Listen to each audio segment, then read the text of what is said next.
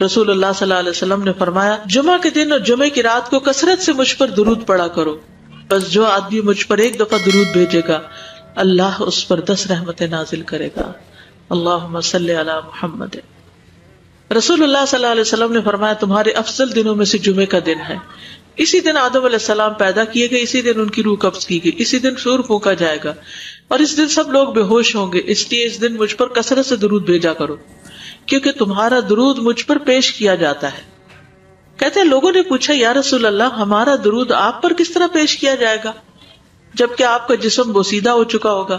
تو آپ نے فرمایا بے شک اللہ عز و جل نے انبیاء کے جسموں کو زمین پر حرام کر دیا ہے، یعنی فرشتوں کے ذریعے آپ تک درود پہنچایا جاتا ہے۔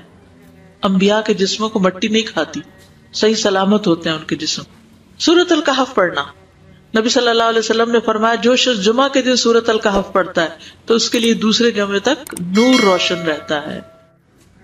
غسل کرنا، ہر بالغ پر جمعہ کے لیے جانا ضروری ہے اور ہر وہ شخص جس پر جمعہ کے لیے جانا ضروری ہے اس پر غسل ہے، یعنی اس کو لازمی غسل کرنا چاہیے، اللہ یہ کہ کوئی مجبوری ہو۔ تو آپ اپنا اسکیجول اس طرح بنائیں نا کہ جیسے اگر آپ ہر روز نہاتے ہیں پھر تو کوئی مسئلہ نہیں، لیکن اگر آپ ایک دن چھوڑ کے ایک دن نہاتے ہیں تو آپ پھر اس طرح اسکیجول کریں کہ جیسے آپ منڈے کو نہائے، پھر وینسڈے کو نہائے، پھر جمعے کو نہائے، پھر آپ سیٹرڈے سنڈے اگر نہیں بھی نہاتے پھر منڈے، تو اس طرح آپ جمعے کو مس نہیں کریں گے۔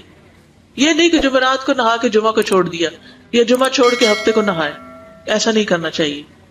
علماء نے غسل کے حکم کے بارے میں اختلاف کیا، بعض تو کہتے ہیں یہ واجب ہے یعنی فرض کے درجے میں ہے، اور جمہور علماء یہ کہتے ہیں کہ مستحب ہے، پسندیدہ ہے، افضل عمل ہے۔ حدیث میں آتا ہے جس نے جمعے کے دن وضو کیا اس نے اچھا کیا اور جس نے غسل کیا تو یہ افضل ہے۔ صفائی میں مبالغہ ہوتی ہے نا، ویکلی صفائی آپ کو کرنی ہوتی ہے، یعنی جیسے ناخن وغیرہ کاٹتے ہیں یا پھر اپنے زائد بال وغیرہ اتارتے ہیں، تو یہ سب چیزیں اگر جمعے کے دن ہو تو زیادہ بہتر ہے۔ نبی صلی اللہ علیہ وسلم نے فرمایا جو شخص جمعے کے دن اچھی طرح غسل کرے، اچھی طرح سنوار کر وضو کرے، اپنے بہترین لباس میں سے پہنے، یعنی جمعے کے دن باقی دنوں کی نسبت اچھا لباس پہنے، اللہ نے اس کی قسمت میں گھر والوں کی جو خوشبو لکھی ہو وہ لگا لے، یعنی گھر میں جو بھی خوشبو ہے، پھر جمعہ پڑھنے آئے تو لغو کام نہ کرے، 2 آدمیوں کے درمیان جدائی نہ کرے، یعنی 2 لوگ بیٹھے ہیں ان کے بیچ میں گھس کے بیٹھ جائے۔ اس جمعے اور دوسرے جمعے کے درمیان کے پورے ہفتے کے گناہ معاف کر دیے جاتے ہیں۔ پھر مسواک کرنا، جمعے کی سنتیں بتاتے ہوئے آپ نے فرمایا اور تم پر مسواک کرنا لازم ہے۔ اچھا لباس پہننا، نبی صلی اللہ علیہ وسلم نے فرمایا اگر ممکن ہو تو جمعہ کے لیے اپنے کام کاج کے کپڑوں کے علاوہ 2 کپڑے اور بنا رکھنے میں کیا حرج ہے، اسپیشل ڈریس رکھے جو جمعے کو ہی پہن لے۔ خوشبو لگانا، یعنی خوشبو لگائے، حدیث میں آتا ہے چاہے وہ عورت کی خوشبو سے ہو، یعنی آپ کی اپنی نہیں، بیوی کی خوشبو پڑی ہو وہی لگا لو لیکن لگاؤ۔ تیل لگانا، جو شخص جمعہ کے دن غسل کرے اور جس قدر ممکن ہو پاکیزگی حاصل کرے اور اپنے تیل میں سے تیل لگائے یا اپنے گھر کی خوشبو میں سے خوشبو لگائے، پھر نکلے کہ 2 آدمیوں کے درمیان تفریق نہ کرے، جتنی مقدرہ نماز پڑھ لے اور جب امام بات کرے تو خاموش رہے، اس جمعے سے لے کر دوسرے جمعے تک اس کے گناہ بخش دیے جاتے ہیں۔ جمعہ کا وقت، سورج ڈھلتے ہی جمعہ پڑھنا، سورج ڈھلتے ہی جمعہ پڑھنا، اول وقت جمعہ پڑھنا، بہت لیٹ نہیں کرنا چاہیے۔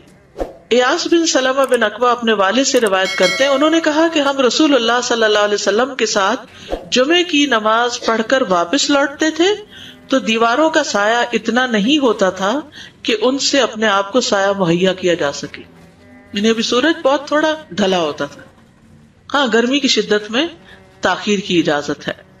مسجد میں داخلہ، مسجد کی طرف جلدی نکلنا، تحیت المسجد ادا کرنا۔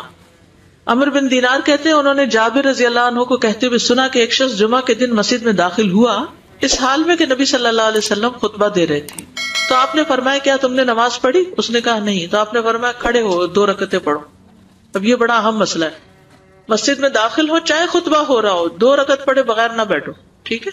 اور یہ کیا ہے؟ دراصل تحیت المسجد، یہ جمعے کی سنتیں نہیں ہیں، یہ کیا ہے؟ تحیت المسجد ہے، اور مختصر پڑھی جائیں، یعنی امام جب خطبہ دے رہا ہو تو چاہیے کہ 2 رکعتیں پڑھے اور دونوں میں اختصار کرے۔ نماز سے قبل ہلکا بنانے کی ممانعت، مثلا آپ جلدی چلے گئے تو یہ نہیں کہ ایک گروپ بنا کے آپس میں گپ شپ شروع کر دیں، نہیں، سیدھے ہی لائنوں میں بیٹھیے۔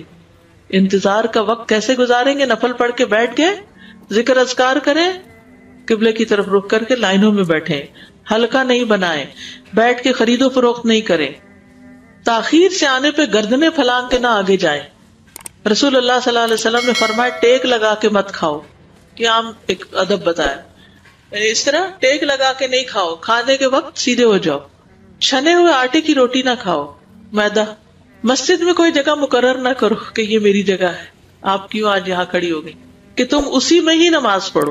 کچھ لوگ ہوتے ہیں نا آ کے مخصوص جگہ ہی پڑھتے ہیں، اگر کوئی اور وہاں ہو جائے ڈسٹرب ہو جاتے ہیں۔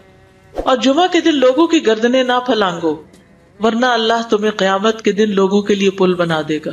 کیونکہ بہت اذیت کی بات ہے نا، بیٹھے ہیں لوگ باقاعدہ بعض اوقات کندھوں پہ ہاتھ رکھ کے اس کو تنگ کر اس کو تنگ کر، تو یہ نہیں کرنا چاہیے۔ اگر آپ کو اٹھنا بھی پڑ گیا بیچ میں تو واپسی پہ پیچھے کھڑے ہو جائیے، اگلی لائن مل جائے گی۔ جی یہ تو بہت ضروری بات آپ نے کی کہ جب لوگ مسجد آئے تو پہلی صف میں بیٹھے، یعنی پہلی چھوڑ کے آخری میں بیٹھ جائیں اور پھر لوگ ان کی گردنیں پلانگتے رہیں، دوسروں کے لیے فتنہ بننا۔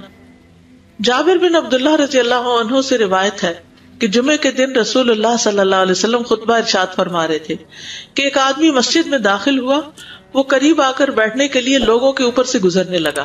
رسول اللہ صلی اللہ علیہ وسلم نے فرمایا بیٹھ جاؤ، تحقیق تم نے لوگوں کو تکلیف پہنچائی اور دیر سے آئے۔ یہ عربی کے الفاظ بڑے خوبصورت ہیں، اجلس فقد آذیت و آنیت، کتنی جامع زبان ہے یہ۔ اجلس فقط آذیت، تو نے اذیت دی، و آنیت، اور دیر سے آئے، ہاں؟ تو اس سے منع کیا گیا۔ کسی کو اس کی جگہ سے نہ اٹھانا۔ جابر رضی اللہ عنہ نبی صلی اللہ علیہ وسلم سے روایت کرتے ہیں، آپ نے فرمایا تم میں سے کوئی شخص جمعہ کے دن اپنے بھائی کو کھڑا نہ کرے کہ پھر دوسری طرف سے آ کر اس کی جگہ پہ خود بیٹھ جائے، بلکہ جو آئے وہ کہے جگہ کشادہ کرو، ہمارے لیے بھی جگہ بناؤ، یہ کہے۔ خطبہ جمعہ اور اس کے آداب۔ خطبہ جمعہ کی اہمیت، جب اذان ہو جائے تو کیا کرے انسان؟ مسجد کی طرف دوڑ پڑے۔ تو مسجد میں جماعت تو نہیں ہو رہی ہوگی، پہلے کیا ہو رہا ہوگا؟ خطبہ ہو رہا ہوگا۔ امام کا خطبے سے پہلے سلام کرنا۔ نبی صلی اللہ علیہ وسلم جب ممبر پر چڑھتے تو حاضرین کو السلام علیکم کہتے۔ امام کا کھڑے ہو کر خطبہ دینا۔ رسول اللہ صلی اللہ علیہ وسلم کھڑے ہو کر خطبہ دیتے، پھر بیٹھ جاتے، پھر کھڑے ہوتے اور کھڑے ہو کر خطبہ دیتے، یعنی بیچ میں تھوڑا سا بیٹھ بھی جاتے تھے۔ جس نے تمہیں یہ خبر دی کہ آپ بیٹھ کر خطبہ دیتے تھے تو تحقیق اس نے جھوٹ بولا، بس یقیناً اللہ کی قسم میں نے آپ کے ساتھ 2000 سے زائد نمازیں پڑھی ہیں، یعنی جن میں بہت سے جمعے بھی آئے ہیں، تو ایسا کچھ نہیں۔ امام کا 2 خطبے دینا، یعنی کھڑے تھے پہلے، پھر ذرا بیٹھ گئے، پھر دوسری دفعہ اٹھے تو یہ 2 خطبے ہو گئے۔ مختصر خطبہ دینا۔ آپ کے خطبات چند کلمات ہوا کرتے تھے، بہت لمبی تقریریں نہیں، آپ کا خطبہ درمیانہ ہوتا تھا۔ نبی صلی اللہ علیہ وسلم نے فرمایا آدمی کا نماز کو لمبا کرنا اور خطبے کو مختصر کرنا اس کی سمجھداری کی علامت ہے۔ بس نماز لمبی کرو اور خطبہ مختصر کرو، کیونکہ بعض بیان جادو جیسا اثر رکھتے ہیں، یعنی تھوڑا بھی بات کرو گے تو دل میں چلی جائے گی۔ نماز پہ زیادہ توجہ۔ نبی صلی اللہ علیہ وسلم کا خطبے میں سورۃ قاف پڑھنا۔ حارثہ بن نعمان کی بیٹی سے روایت ہے، کہتی ہے کہ میں نے سورۃ قاف رسول اللہ صلی اللہ علیہ وسلم سے سن کر حفظ کر لی۔ آپ ہر جمعے کو خطبے میں پڑھا کرتے تھے۔ سامعین کا امام کی طرف رخ کرنا، یعنی جمعے کے دن یہ نہیں کہ آپ کرسی لگا کے کسی